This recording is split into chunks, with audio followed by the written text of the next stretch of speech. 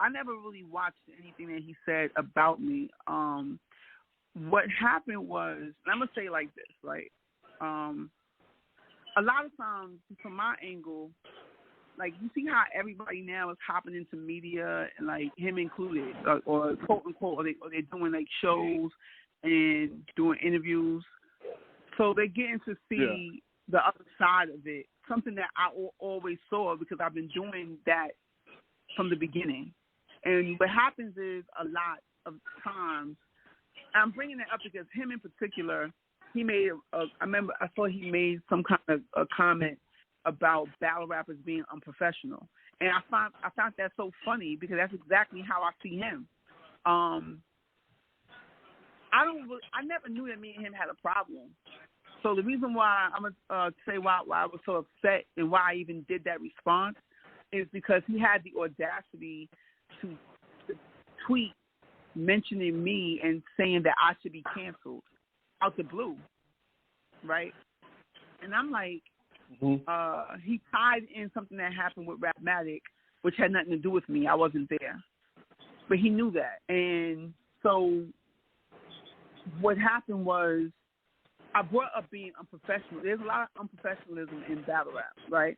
So a lot of times when you guys show up for these face-offs and interviews, you know, they're not professional.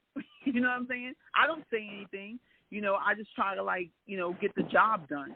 So with the face-off with him in Hollow, for one, he showed up almost 3 hours late, right? That's what I'm saying. Unprofessional. You interviewed him, right? Didn't you interview? Didn't you do that? You interviewed them, right? I did the face-off between. Yeah, you did the Hollow. face-off. You hosted it. You hosted the face-off. Right. So that's what I'm saying. Right. Before the face-off, I never knew that me and him I never had a problem with him. I thought me and him was cool. Actually, I thought me and him had a better rapport than like Hollow. Like I knew Hollow, but I thought I was cooler with Matt. But when he showed up, he was kind of rude. Like you showed up 3 hours late, then you were kind of rude. He caused friction at the face-off because whatever energy he had for Hollow, he basically caused friction because he went to go. He didn't speak to me. He didn't speak to Hollow, right? But he went to go dap Hollow's cousin. So when Hollow's cousin, and that's on Rapmatic's channel, when Hollow's cousin was like, well, if you don't fuck with my cousin, I don't fuck with you, right? So now it's like friction. We waited 3 hours for you to show up for you to do some, you know what I'm saying? So whatever, the whole face-off, I'm not understanding why he's giving me this whack energy. Like, he kind of made it whack, and this is why I'm bringing up unprofessionalism, because a lot of times the battle rappers really don't know. Well, some of them do, but they really don't know why they're there. A lot of the battle rappers don't like doing the face-offs. They don't like it. They've said that. I've seen Arsenal say it. You know, they don't like it. Some of them feel like it's phony trying to sell the battle, but it's a part of your contract. You're there. This is where battle rap becomes corporate, right? You're there this is the last opportunity that the platform has to sell the battle. You know why? Because tickets are being purchased online. You know what I'm saying? That's why we're doing these face-offs, live, digital, because this is the day before, this is like weeks before, this is another way to sell the battle. So this is why you're there. So when you're unprofessional or you're being rude or whatever, you're not undermining me. You're undermining your platform. I got paid to be there just like you did. This is what they don't understand. So bringing it, I had to like highlight that because something else happened similar to with Rosenberg, which I probably will address, but I'm just saying that how I'm lumping them in because what happens is they're unprofessional as artists in these media situations, and then they go on public platforms and they badmouth me. And I'm not playing victim. I really had nothing to do with that situation. But what he was upset about and why he tied it in, bringing it back, he tied it in because he didn't like what I had to say about his alleged situation with the female. You heard about that, right? Hello? You talking about Math? You talking about this girl? Oh, no. You're talking about the whole. No, I know what you're talking about. You talking about the accusation that was out there about he sexually assaulted. Right. The culture we know about that. Yeah, they ain't no secret so that was a big thing. And I was asked to speak about it numerous times, and I finally did. But when I did, I spoke about it with Swave, and it was actually a powerful back and forth because it was educational. There were a lot of men that were on there. It was a teachable moment that I basically felt that he could have did a better job at handling publicly. Like, this is where they need PR. I felt like he didn't handle it properly. Exactly. And whatever I said, he needs some training. That's a great idea, Raine, with the whole thing with the PR thing. Like, battle rappers should need training. All of them, They need media training, actually. And that's what I'm saying. I've been dealing with the unprofessionalism for years because a lot of them, some of them are media trained, and they are like gentlemen, as you know. So this is not falling on all of them, but there is a level of unprofessionalism in battle rap that I plan to address because it's as it becomes more corporate and there's more money being involved, it's just like step it up a little bit. You know what I'm saying? Like, be more professional. You know what I mean? But anyway, long story short, I felt some kind of way because he tweeted me and involved me in something that, and I might add, whatever Rapmatic did. I think when Math battled Jag, the guy was yelling out that he lost or whatever in between the rounds. So Math was like, that's unprofessional. Again, I had nothing to do with that, but he tweeted me and Rapmatic and was like, we should be, that the culture should cancel us. So that made me feel some kind of way, right? So that's not cool. I tried to respond, not cool at all, because it was like, this is what I'm saying, it's corny. Like, when I tried to respond on Twitter, I was so, whatever I was saying, it was just a bunch of like not good words. So Twitter banned me, so I couldn't. Oh yeah, I remember that. Yeah.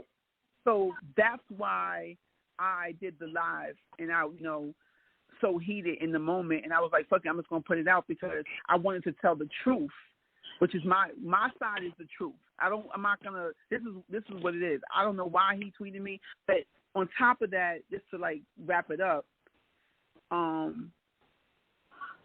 He went on to, remember how you said that if you into battle rap, you should know who I am, right?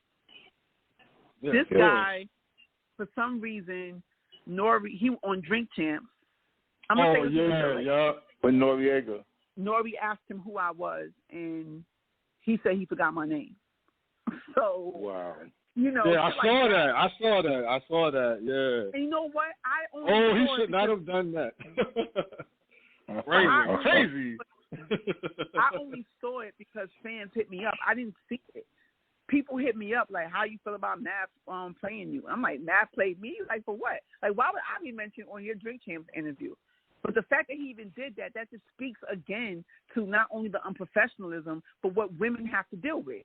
And what I left out though too is because I don't really want to harp on so you're asking me, is it water under the bridge?